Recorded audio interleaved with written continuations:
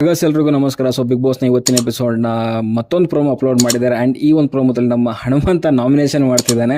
So ಅಲ್ಲಿ ಬಂದಂಗೆ stage ಮೇಲೆ ನಿಂತ್ಕೊಂಡಂಗೆ ನನ್ನ ಆಯ್ಕೆ ಸುರೇಶ್ ಮಾವ ಅಂತಂದಿದ ತಕ್ಷಣ ಎದೇವಡ ನಿನ್ಗಲ್ಲ ನಾಮಿನೇಟ್ ಮಾಡ್ತಿಲ್ಲ, ನಿನಗೆ ಆರಾಮದಿಲ್ಲ ಅಂತ ಕೇಳ್ತಾನೆ. ಸುಮ್ಮನೆ ಜಸ್ಟ್ ಕಾಮಿಡಿ ಮಾಡ್ತಾನೆ.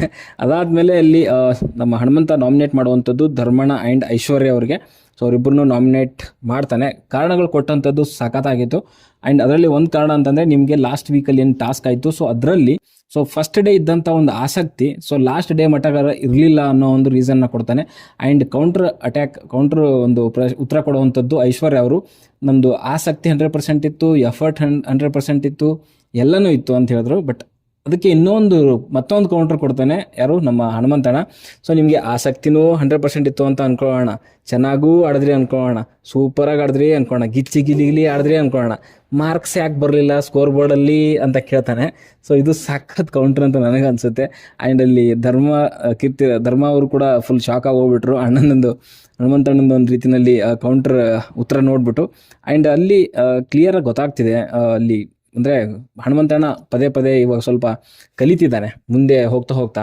ಸೊ ಮೀನ್ಸ್ ಏನಂತಂದರೆ ರೀಸನ್ಗಳು ಕೊಡೋದನ್ನ ಕಲಿತಿದ್ದಾನೆ. ಐ ಥಿಂಕ್ ಇದು ನನ್ನ ಪ್ರಕಾರ ನಿಜವಾದ ಹಾನೆಸ್ಟ್ ರೀಸನ್ ಅಂತ ನನಗನ್ಸುತ್ತೆ. ಆಟದ ಬಗ್ಗೆ ಮಾತಾಡಬೇಕು, ಅವ್ರು ಹಂಗೆ ಮಾತಾಡಿದ್ರು ಇವ್ರು ಹಿಂಗೆ ಮಾತಾಡಿದ್ರು ಅನ್ನೋದಲ್ಲ. ಬಿಗ್ ಬಾಸ್ ರೂಲ್ಸ್ಗಳನ್ನ ಯಾರು ಮುರಿತಾರೆ, ಟಾಸ್ಕ್ಗಳಲ್ಲಿ ಯಾರು ಪರ್ಫಾರ್ಮ್ ಮಾಡಲ್ಲ, ಮನೆಯಲ್ಲಿ ಒಳಗಡೆ ಇನ್ವಾಲ್ವ್ಮೆಂಟ್ ಯಾರ್ದಿಲ್ಲ.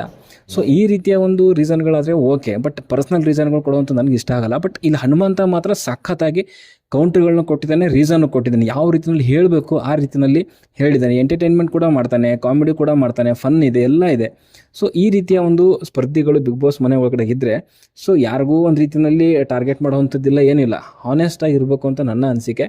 ಅದಾದಮೇಲೆ ಅಲ್ಲಿ ಭವ್ಯ ಅವರು ಡೈರೆಕ್ಟ್ ನಾಮಿನೇಷನಲ್ಲಿ ಡೈರೆಕ್ಟ್ ನಾಮಿನೇಷನ್ ಮಾಡಿದ್ದಾರೆ. ಸೊ ಅದು ಹನುಮಂತನಿಗೆ ಮಾಡಿದ್ದಾರೆ. ರೀಸನ್ ಕೊಟ್ಟಿರುವಂಥದ್ದು ಏನಾದರೂ ಹನುಮಂತನಿಗೆ ನಾಮಿನೇಟ್ ಮಾಡುವಂಥ ಟೈಮಲ್ಲಿ ರೀಸನ್ಗಳು ಕೇಳಿದ್ರೆ, ಕ್ವಶನ್ ಮಾಡಿದ್ರೆ, ಸೊ ನಾನು ಹೇಳಿದ್ದೀನಿ, ನಿಮ್ಮದು ಬಂದಾಗ ನೀವು ಹೇಳಿ ಅನ್ನೋ ರೀಸನ್ ಕೊಡ್ತಾನೆ ಅಂತ ಆ ರೀಸನ್ ಕೊಟ್ಬಿಟ್ಟು ಭವ್ಯ ಅವರು ಹನುಮಂತನಿಗೆ ಒಂದು ನಾಮಿನೇಟ್ ಮಾಡಿದ್ದಾರೆ, ಡೈರೆಕ್ಟ್ ನಾಮಿನೇಷನ್ನು. ಬಟ್ ಇತ್ತೀಚಿನ ದಿನಗಳಲ್ಲಿ ಅವನು ಆ ಥರ ಮಾಡ್ತಾ ಇಲ್ಲ.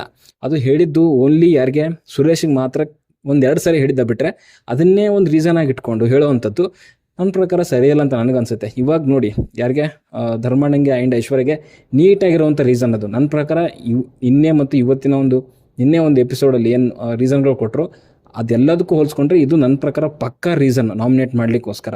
ಸೊ ಅಂಥ ರೀಸನ್ ಕೊಟ್ಟಿರೋವಂಥವ್ನಿಗೆ ನೀವು ರೀಸನ್ಗಳು ಕರೆಕ್ಟಾಗಿ ಕೊಡಲ್ಲ ಅನ್ನೋ ಒಂದು ರೀಸನ್ ಕೊಟ್ಬಿಟ್ಟು ನಾಮಿನೇಟ್ ಮಾಡುವಂಥದ್ದು ನನಗೆ ಒಂದು ರೀತಿಯಲ್ಲಿ ಹಾಸ್ಯಾಸ್ಪದ ಅಂತ ನನಗನ್ಸುತ್ತೆ. ಆ್ಯಂಡ್ ಇಲ್ಲಿ ತ್ರಿವಿಕ್ರಮ್ ಆ್ಯಂಡ್ ಭವ್ಯ ಅವ್ರಿಗೆ ಕ್ಲೀನಾಗಿ ಗೊತ್ತಾಗ್ತಾ ಇದೆ ಓವರ್ಟೇಕ್ ಮಾಡ್ತಿದ್ದಾನೆ ಹನುಮಂತ.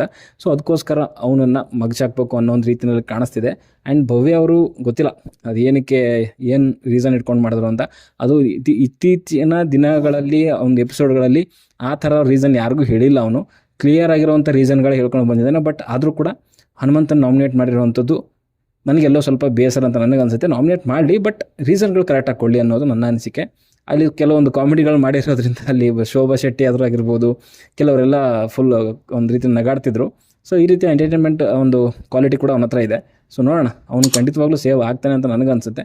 ಸೊ ನಿಮ್ಮ ಅನಿಸಿಕೆ ಅಭಿಪ್ರಾಯಗಳು ಏನಂತ ಕಮೆಂಟ್ ಬಾಕ್ಸಲ್ಲಿ ತಿಳಿಸಿ ಅಂತ ಹೇಳ್ತಾ, ಸದ್ಯಕ್ಕೆ ವಿಡಿಯೋದಲ್ಲಿ ಇಷ್ಟೇ. ವಿಡಿಯೋ ಇಷ್ಟ ಲೈಕ್ ಮಾಡಿ, ಶೇರ್ ಮಾಡಿ, ಚಾನಲ್ನ ಸಬ್ಸ್ಕ್ರೈಬ್ ಮಾಡ್ಕೊಳ್ಳಿ ಅಂತ ಹೇಳ್ತಾ ಮುಂದಿನ ವಿಡಿಯೋದಲ್ಲಿ ಸಿಗೋವರೆಗೂ ಟಾಟಾ, ಬೈ.